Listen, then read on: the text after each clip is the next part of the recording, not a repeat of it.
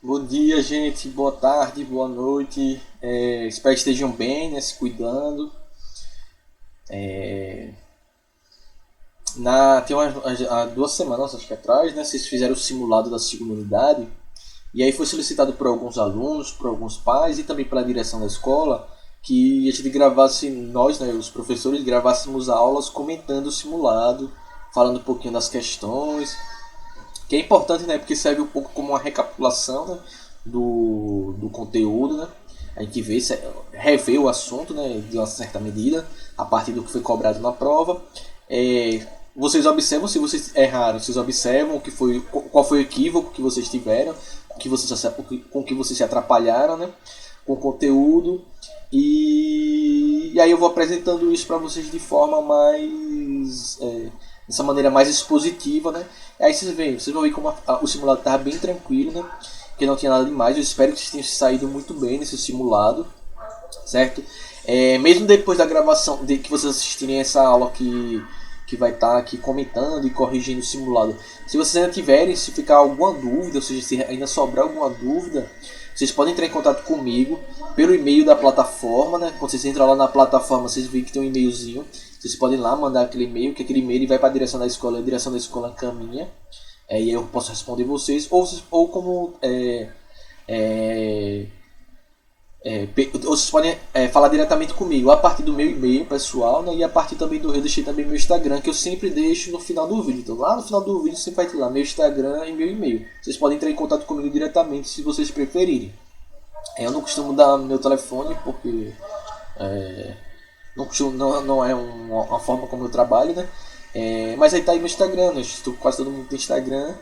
Se não tem, seus pais ou algum colega tem, ou e-mail, vocês podem entrar em contato comigo. Não precisa se preocupar, a pessoa vai me seguir no Instagram e vai ver minhas coisas. Não vou seguir ninguém, certo? É só vocês mandam a mensagem, ela vai aparecer lá pra mim, né? Tipo, a mensagem eu vou ler e vou responder a mensagem de vocês. Não se preocupe não, que não vou seguir. Eu só sigo se me seguir porque o pessoal também fica chateado quando segue e não segue de volta, né?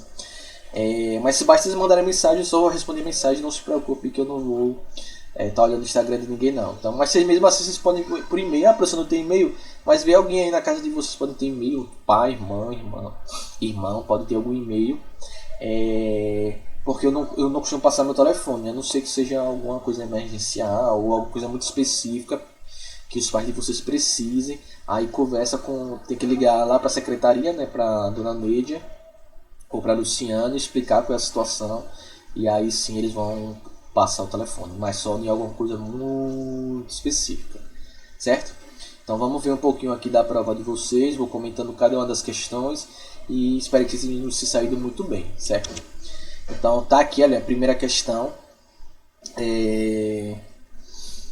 Então aqui na primeira questão, observe a figura abaixo. Então vocês podem observar aqui que na figurazinha aqui a gente tem o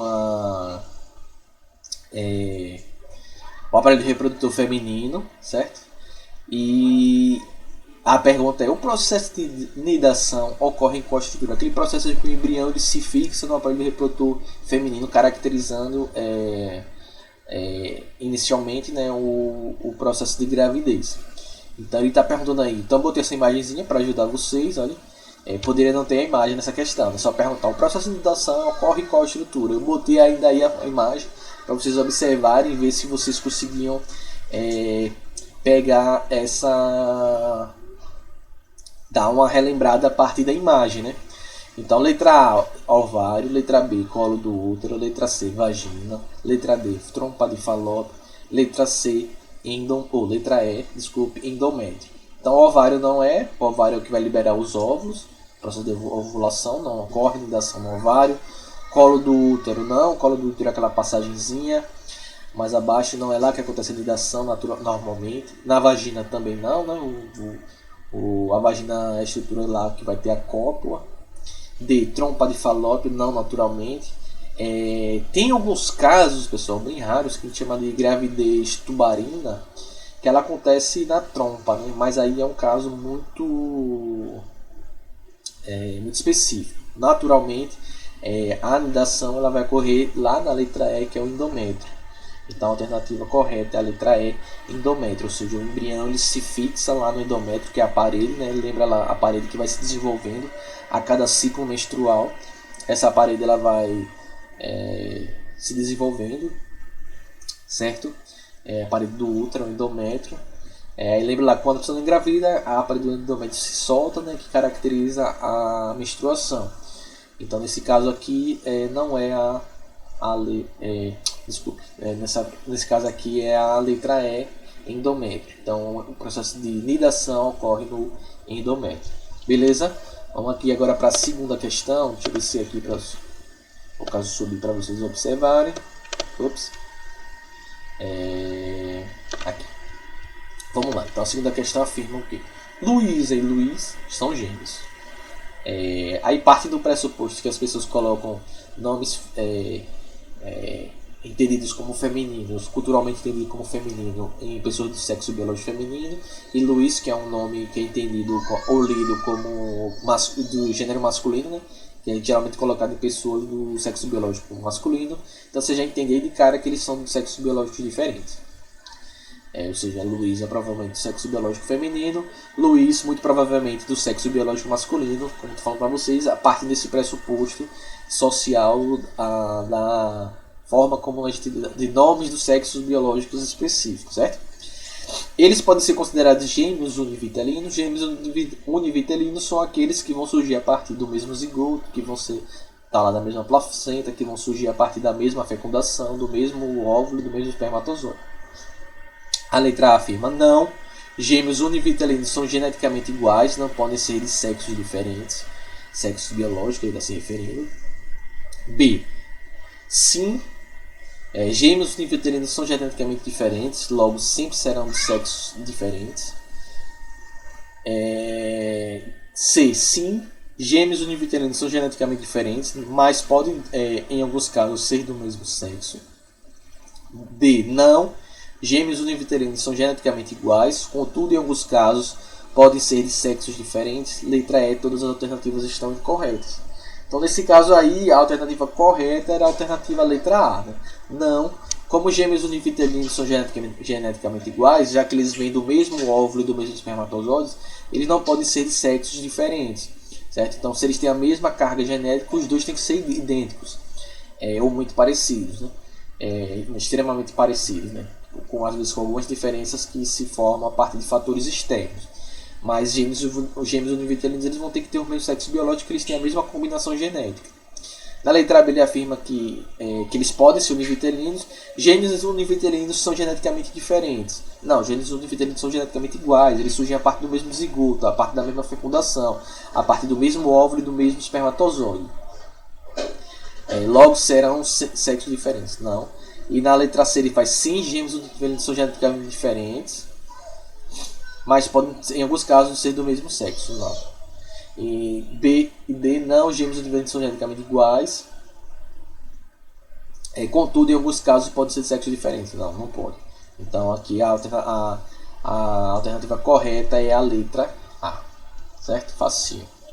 Vamos passar agora aqui para a terceira questão. Então, a terceira questão. Desculpe, gente. A terceira questão está aqui. Né? Então, a figura a seguir mostra. A figura a seguir mostra um esquema de um útero humano e algumas estruturas. Então, obviamente, aí que esse útero humano está preenchido por um feto, né, em desenvolvimento. A pergunta é: a placenta é representada por qual número? Então, tem lá 1, 2, 3, 4, 5. Então 5 é o feto,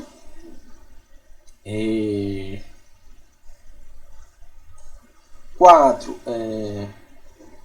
está apontando para aquela pontinha ali, provavelmente parece ser o colo do útero. 3 está se referindo a si, provavelmente é a bolsa amniótica, né, o âmnio.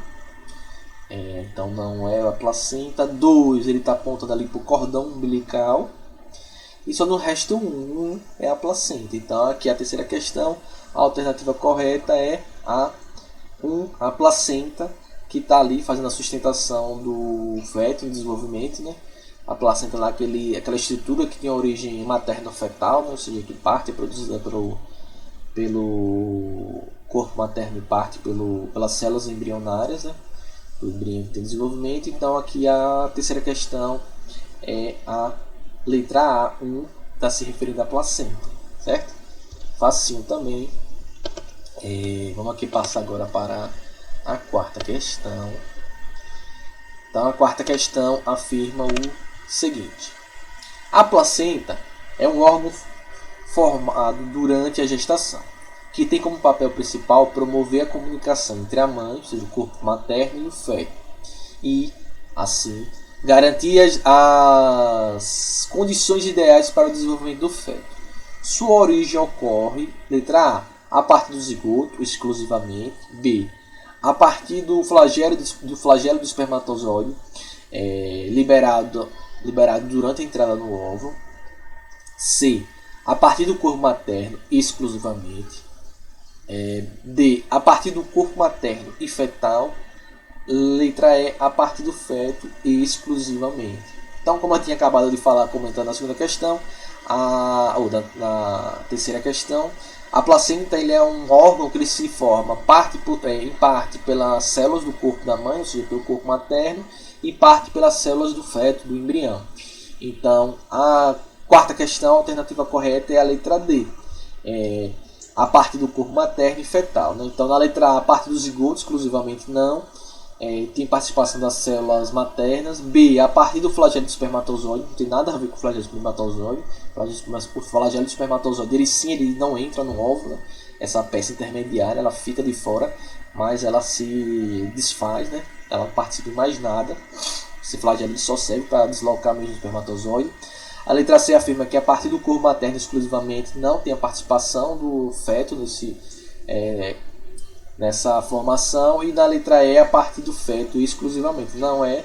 Então, letra D, certo? Vamos aqui para a quinta questão. A quinta questão está aqui: observe a imagem a seguir e responda. Então, deixa eu subir aqui para vocês observarem. Então tem uma imagenzinha, olha que imagenzinha lá, bonitinha. Temos aqui a imagenzinha, né? Temos lá o zigoto, a módula, o blastocisto, né? Processo de desenvolvimento embrionário aí. A letra A representa um fenômeno que ocorre com frequência durante a formação do embrião e do desenvolvimento do feto. Como chamamos esse fenômeno? Que fenômeno é esse que ocorre a partir durante a formação do embrião e do desenvolvimento do feto? Então, letra A afirma que é fecundação, letra B que clivagens, letra C nidação, letra D ovulação e letra E menstruação. A letra A, fecundação é o encontro do espermatozoide com o óvulo, né? Quando o espermatozoide entra, o núcleo do espermatozoide se combina com o do óvulo e formando o zigoto, não é. Nidação, a gente viu que é o processo de fixação de embrião no endométrio do útero, não é nidação. Ovulação é o processo de liberação dos óvulos ou do óvulo, né, pelos ovários, também não é. Menstruação é o processo de liberação do endométrio quando não há a fecundação e nidação.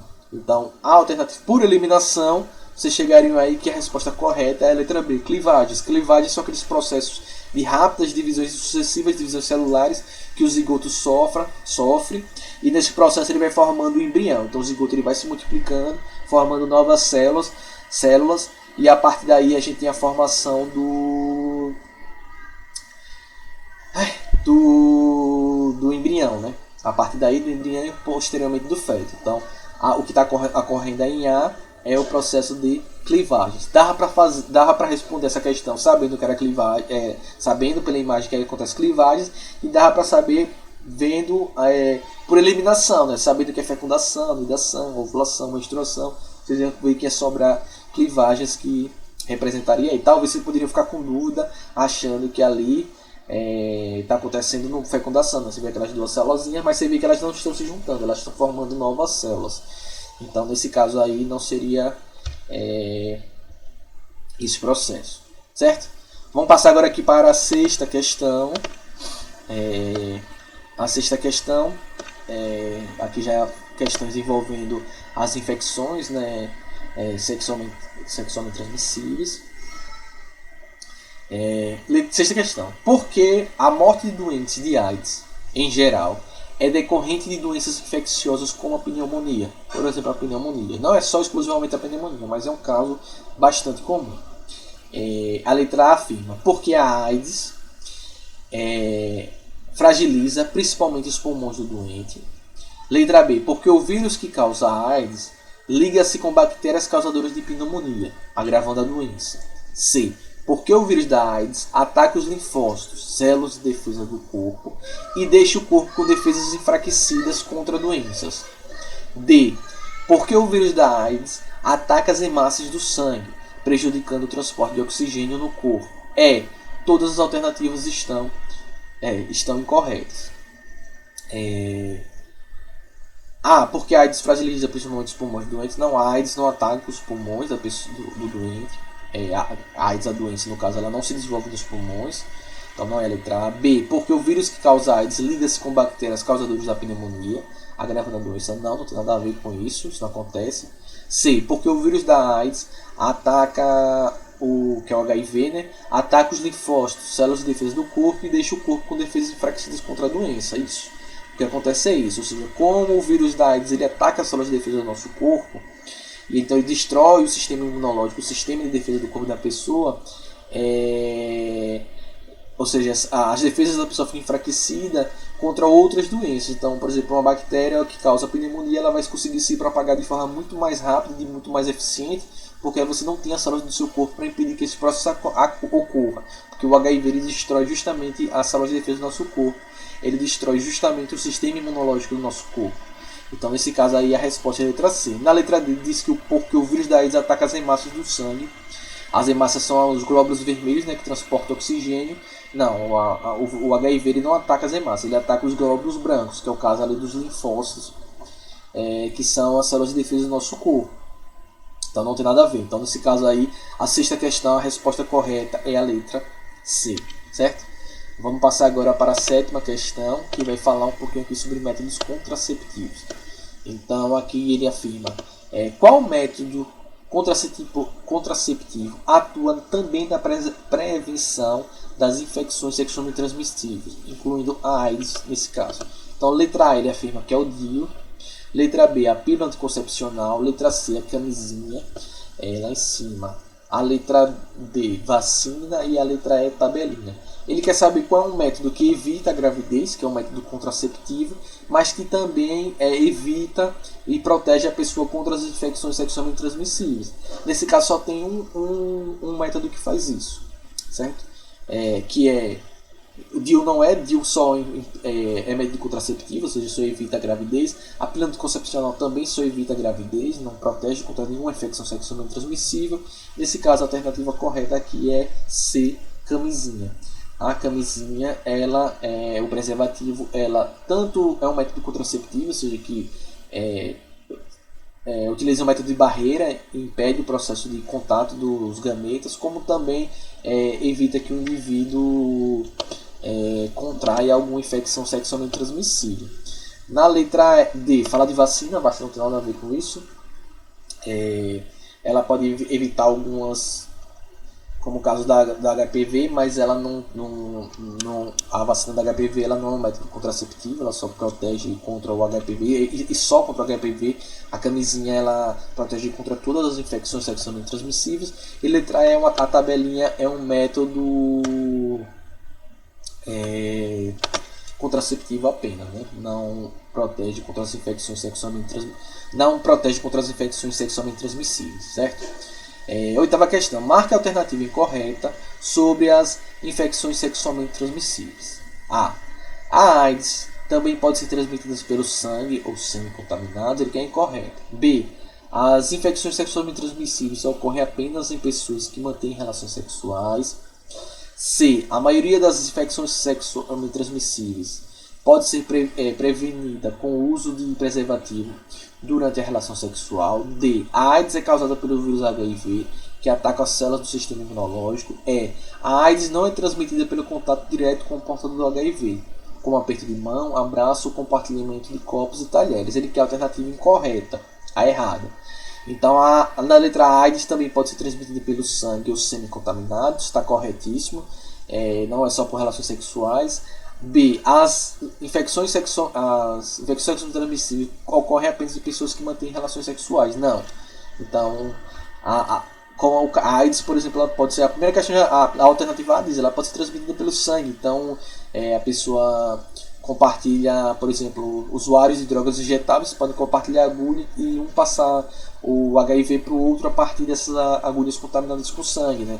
A gente viu que tem algumas infecções sexualmente transmissíveis que podem ser passadas pelo as pessoas compartilharem, por exemplo, roupas íntimas, né? Cueca ou calcinha, por exemplo, pode passar alguns tipos de infecções, não todas, né? O resto está tudo correto. Então, a letra C, a maioria das infecções sexualmente transmissíveis pode ser prevenida com o uso de preservativo durante a relação sexual. A AIDS é causada pelo vírus HIV, que ataca as células de defesa do sistema imunológico, que a gente já tinha visto na questão anterior. E a AIDS não é transmitida pelo contato direto com o portador do HIV, como por exemplo aperto de mão, abraço, compartilhar copo, talher, isso aí não pega. Então está corretíssimo também. Vamos agora aqui para a nona questão. A nona questão afirma o seguinte: as alternativas a seguir apresentam exemplos de métodos contraceptivos humanos seguidos do modo como agem. Em qual item a associação está incorreta, ele quer errada? Então, A. O DIU de cobre inibe a ovulação. B. O diafragma impede o encontro dos gametas.